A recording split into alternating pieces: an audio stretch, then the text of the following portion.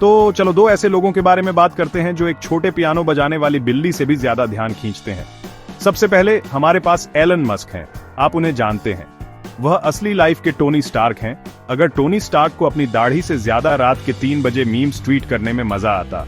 वह टेस्ला के मालिक हैं, उस कंपनी के जिसने इलेक्ट्रिक कारों को कूल बना दिया। वह स्पेस एक्स चलाते हैं, जो मूल रूप से उनकी अपनी प्राइवेट नासा है, जो रॉकेट्स को अंतरिक्ष में ऐसे फेंकती है जैसे वे महंगे कागज के हवाई जहाज हों। और हाँ, वह एक्स के मालिक हैं, सोशल मीडिया प्लेटफॉर्म जिसे पहले ट्विटर के नाम से जाना जाता था, जो अब दुनिया के लिए उनके पर्सनल लाउड स्पीकर का काम करता है। वह एक ऐसे आदमी हैं जो मंगल के सपने देखते हैं, फ्यूचरिस्टिक कारें बनाते हैं और कभी कभी अजीबोगरीब पब्लिक झगड़ों में पड़ जाते हैं। वह सीधे शब्दों में कहें तो एक बहुत व्यस्त और बहुत अमीर आदमी है। फिर आते हैं डोनाल्ड जे ट्रंप, एक ऐसे आदमी जिन्हें किसी परिचय की जरूरत नहीं, लेकिन फिर भी हम उन्हें एक परिचय देंगे क्योंकि यह मजेदार है। प्रॉपर्टी टाइकून जो रियलिटी टीवी स्टार बने और फिर 45वें और किसी तरह 47वें यूनाइटेड स्टेट्स के राष्ट्रपति भी। उनका ब्रांड उन बड़ी इमारतों पर बना है जिन पर उनका नाम है, बड़ी भीड़ वाली बड़ी रैलियों पर और उससे भी बड़ी घोषणाओं पर। वह एक ऐसी स्टाइल में बात करते हैं जिसे केवल ओनल कैप्स और एक्सक्लेमेशन मार्क्स कहा जा सकता है। वह व्हाइट हाउस में इस वादे के साथ लौटे कि उनके शब्दों में अमेरिका को फिर से महान बनाएंगे। वह राजनीति की एक प्राकृतिक शक्ति है, हेडलाइंस बटोरने में माहिर हैं और एक ऐसे आदमी हैं जो कभी भी किसी लड़ाई से पीछे नहीं हटे, खासकर ऐसी लड़ाई जो वह पब्लिक में लड़ सके। वह संक्षेप में डोनाल्ड ट्रंप हैं। आप समझ गए। अब आप सोच सकते हैं कि ये दो बड़े से बड़े लोग आग की तरह अच्छे दोस्त होंगे, और कुछ समय के लिए ऐसा लगा भी। दोनों बाहरी लोग हैं जिन्होंने अपने अपने क्षेत्रों को बदल दिया। मस्क ने टेक में और ट्रंप ने राजनीति में। दोनों के पास एक बहुत बड़ी समर्पित फैन फॉलोइंग है जो उनके हर शब्द पर ध्यान देती है, और दोनों के पास न्यूज साइकिल पर हावी होने की लगभग अलौकिक क्षमता है, जो अपने इंडिविजुअल्स्व की जबरदस्त ताकत से वास्तविकता को अपनी मर्जी से मोड़ देते हैं। वे हमारे आधुनिक मीडिया सौर मंडल के जुड़वां सूरज हैं, जिनके इर्द गिर्द हमारा ज्यादातर पब्लिक डिस्कशन घूमता है। उनका रिश्ता तारीफ, आलोचना और हैरान कर देने वाले यू टर्न का एक रोलर कोस्टर रहा है। यह हमारे जमाने का एक सच्चा तमाशा है। तो क्या होता है जब ये दो बड़े अहंकार वाले इंडस्ट्री और राजनीति के ये दिग्गज दोस्त से दुश्मन बन जाते हैं? खैर, आपको वो स्थिति मिलती है जिसमें हम आज हैं, एक ऐसा पब्लिक झगड़ा जो इतना विस्फोटक है कि उसके सामने स्पेस एक्स रॉकेट लॉन्च भी फीका लगता है। ये एक ऐसी टक्कर है जिसमें अरबों डॉलर, अमेरिकी राजनीति का भविष्य और पूरी अर्थव्यवस्था की स्थिरता शामिल है। ये पॉलिसी, पावर और प्राइड की लड़ाई है, और किसी भी अच्छी कार क्रैश की तरह इससे नजरें हटाना बिल्कुल नामुमकिन है। ये सिर्फ एक झगड़ा नहीं है, ये किसी चीज की आत्मा के लिए एक लड़ाई है। हालांकि वह चीज क्या है, ये हम अभी भी पता लगाने की कोशिश कर रहे हैं। इस हालिया शानदार झगड़े से पहले मस्क और ट्रंप के बीच का रिश्ता कह सकते हैं कि कॉम्प्लिकेटेड था। यह दो बिल्लियों को एक दूसरे के चारों ओर घूमते हुए देखने जैसा था। कभी कभी वे एक दूसरे को अप्रूवल देते थे और कभी कभी वे अपनी पीठ झुकाकर फुफकारते थे। साल 2022 में चीजें कुछ ज्यादा ही स्पाइसी हो गईं। ट्रंप ने हमेशा की तरह मस्क को बुलशिट आर्टिस्ट कहा। एक मजबूत शुरुआत यह तब हुआ जब मस्क ने 2024 के चुनाव में ट्रंप को सपोर्ट न करने की हिम्मत की थी। मस्क कभी हार मानने वालों में से नहीं थे। उन्होंने जवाब दिया कि ट्रंप के लिए अब अपनी हैट टांगने और आराम करने का समय आ गया है। शब्दों की ऐसी कड़वी लड़ाई के लिए यह एक अद्भुत और शांत इमेज थी। इस पब्लिक झगड़े के बावजूद एक अजीब तरह का अलायंस बनने लगा। मस्क द्वारा ट्विटर खरीदने और 2022 के आखिर में ट्रंप के अकाउंट को फिर से शुरू करने के बाद ऐसा लगा जैसे चीजें बेहतर होने लगी।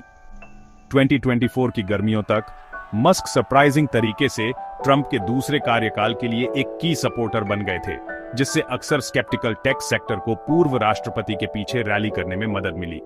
यह दुश्मन का दुश्मन दोस्त होता है वाली क्लासिक सिचुएशन थी, या शायद बस दो पावरफुल लोगों का यह समझना कि वे एक दूसरे के लिए ज्यादा यूजफुल हो सकते हैं। इस नई दोस्ती का नतीजा यह हुआ कि मस्क को नए ट्रंप एडमिनिस्ट्रेशन में एक रोल दिया गया, डिपार्टमेंट ऑफ गवर्नमेंट एफिशिएंसी या डीओजी का मुखिया। हाँ, सच में इसका नाम एक मीम के नाम पर रखा गया था। यह रियल लाइफ है। वॉशिंगटन में मस्क का समय ब्रीफ था।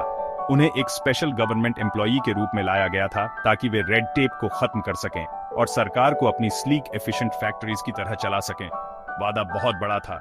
मस्क जो जीनियस इनोवेटर थे, फेडरल बजट से फालतू खर्चों को कम कर देंगे। हालांकि रियलिटी कम इंप्रेसिव थी।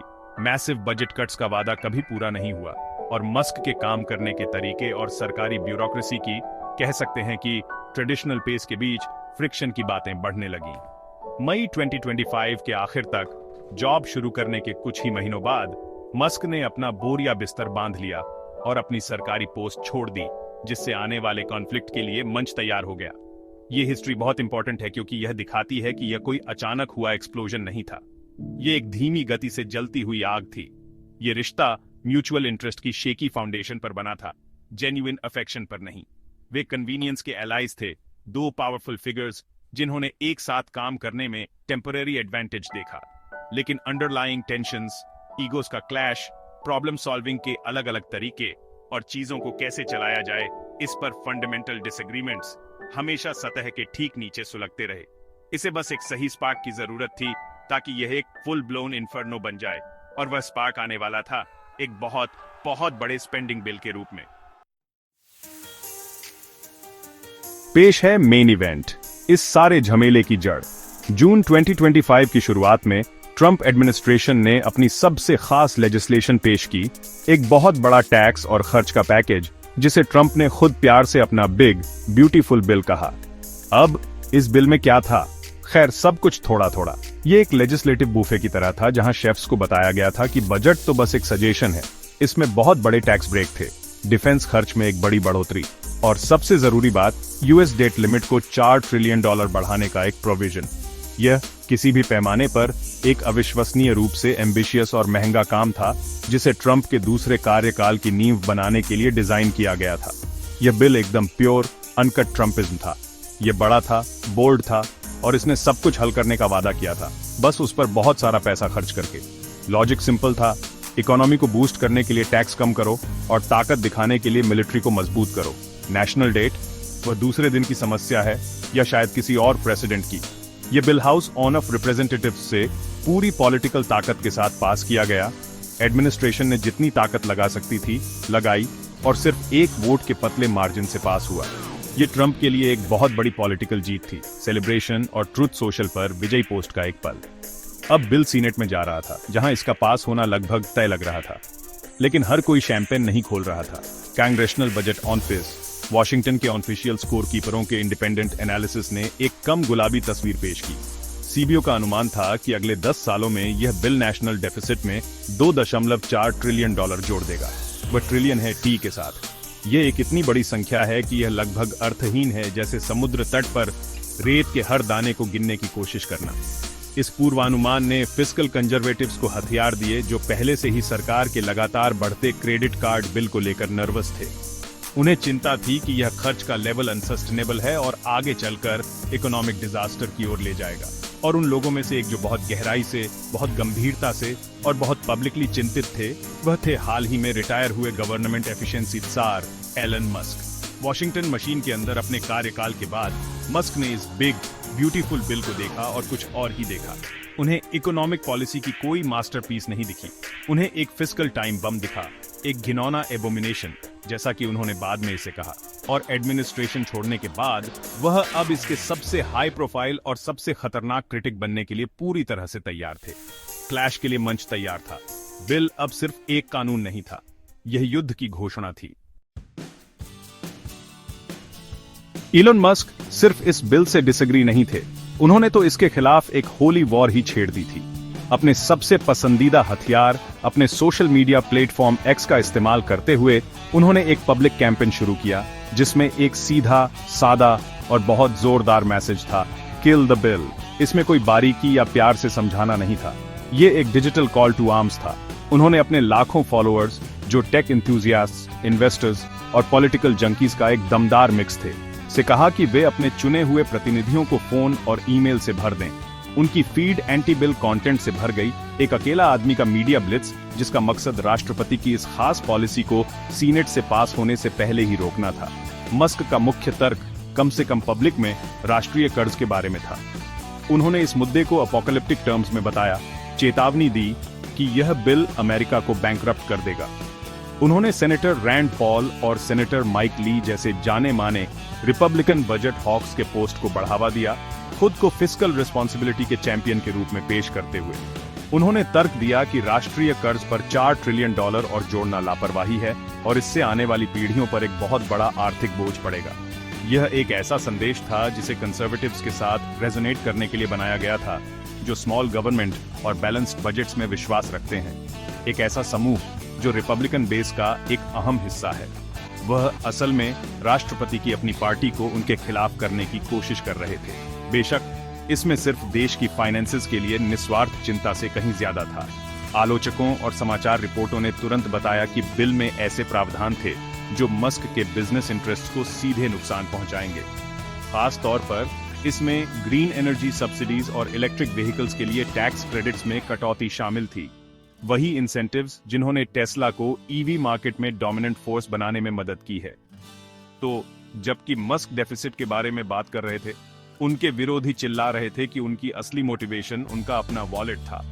क्या वह एक देशभक्त थे जो देश को फाइनेंशियल रूइन से बचाने की कोशिश कर रहे थे, या एक सीईओ जो अपने कॉर्पोरेट एम्पायर की रक्षा कर रहे थे?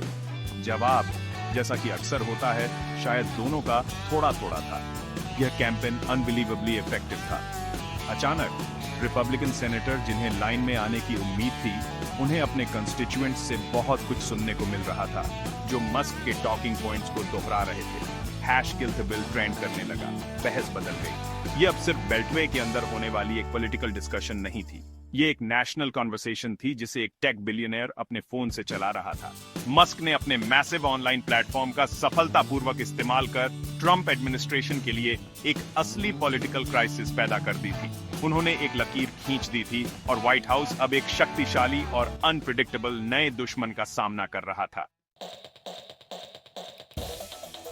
डोनाल्ड ट्रंप क्रिटिसिज्म बिल्कुल भी पसंद नहीं करते, खासकर एक पुराने साथी से। मस्क के इस क्रूसेड पर उनका रिएक्शन तेज, गुस्से वाला और बहुत ही पर्सनल था।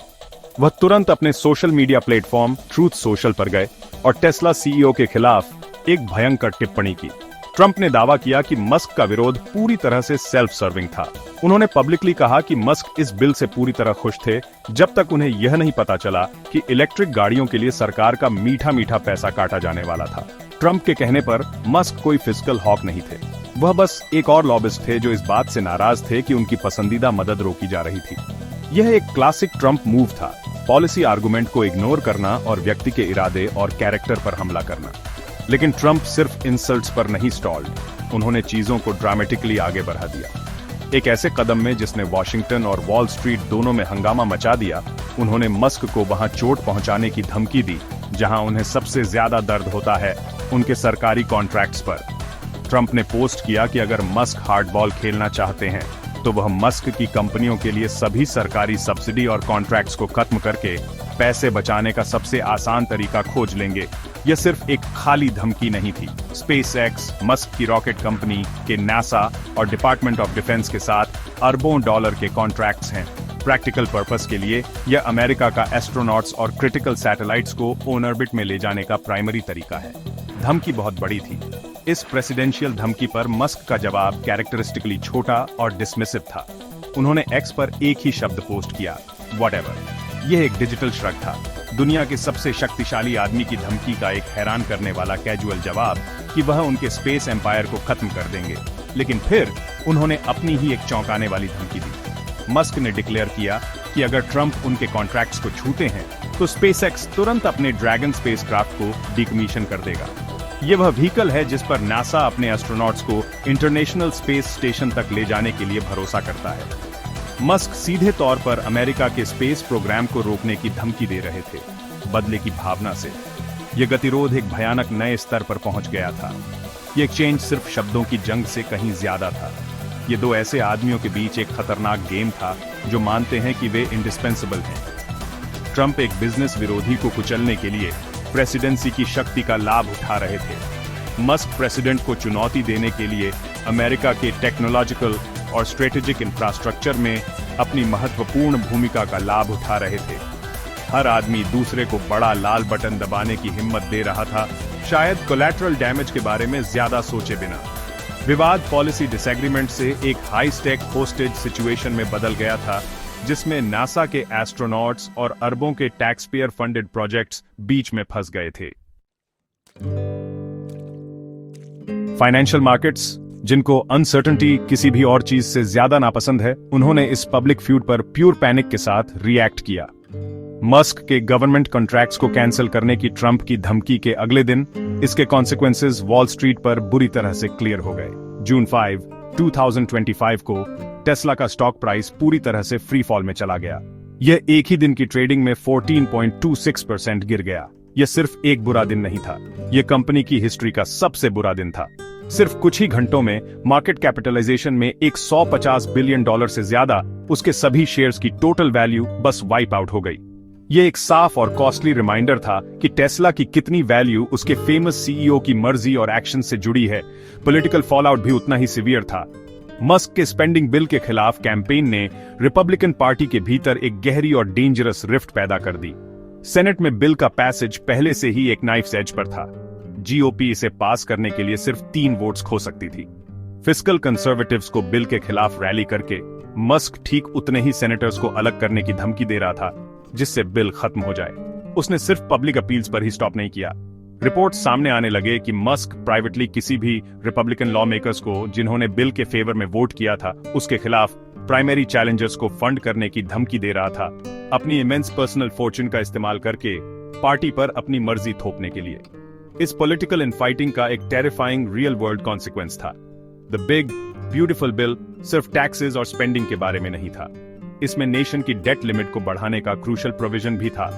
डेट लिमिट असल में वो मैक्सिमम अमाउंट ऑफ मनी है जो यूएस गवर्नमेंट को अपने एग्जिस्टिंग बिल्स का भुगतान करने के लिए बोरो करने की परमिशन है, जैसे military salaries, social security payments और नेशनल डेट पर इंटरेस्ट। अगर लिमिट को समय पर नहीं बढ़ाया गया तो यूएस अपनी हिस्ट्री में पहली बार अपने डेट पर डिफॉल्ट कर सकता है।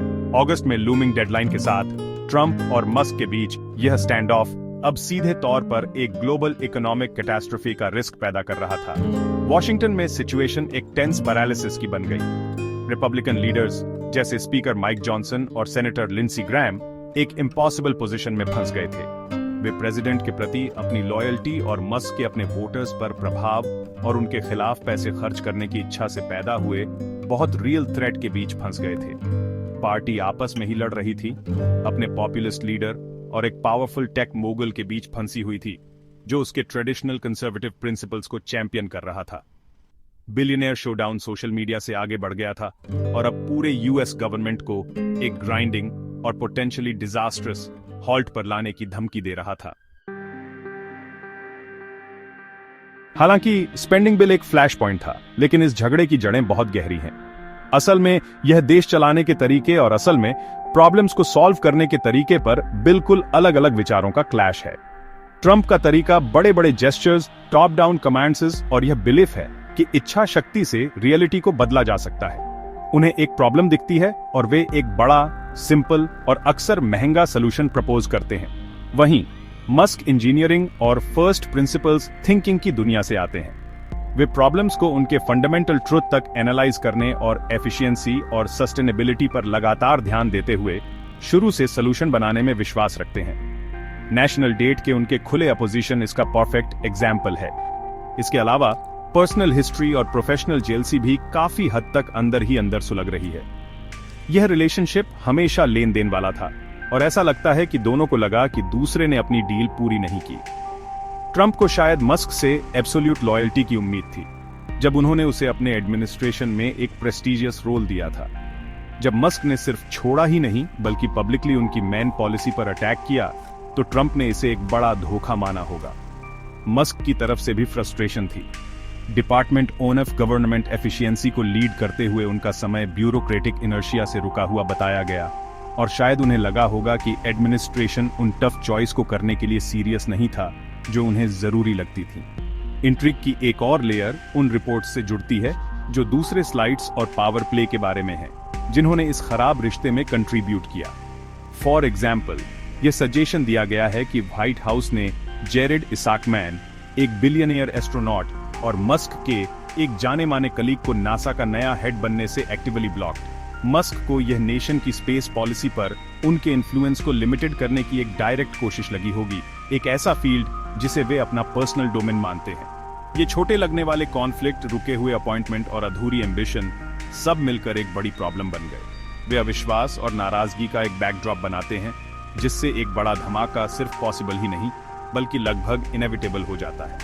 अल्टीमेटली ये पावर के बारे में एक स्टोरी है। दोनों आदमी किसी भी रूम में सबसे पावरफुल इंसान होने के आदी हैं। ट्रंप पॉलिटिकल पावर को कमांड करते हैं, उनके पास यूएस गवर्नमेंट का पूरा सिस्टम होता है। मस्क एक अलग तरह की पावर रखते हैं, इनोवेशन, वेल्थ और टेक्नोलॉजी और मीडिया पर अपने कंट्रोल के जरिए बेइंतहा पब्लिक इन्फ्लुएंस की पावर। कॉन्फ्लिक्ट तब हुआ जब ये दोनों पावर के स्फीयर कोलाइडेड। ये इस बात को लेकर एक स्ट्रगल है कि देश के लिए एजेंडा कौन तय करता है, व्हाइट हाउस में इलेक्टेड प्रेसिडेंट या सिलिकॉन वैली में अनइलेक्टेड टेक किंग। इस एक बिल पर लड़ाई उस बहुत बड़े सवाल के लिए एक प्रॉक्सी वॉर बन गई है।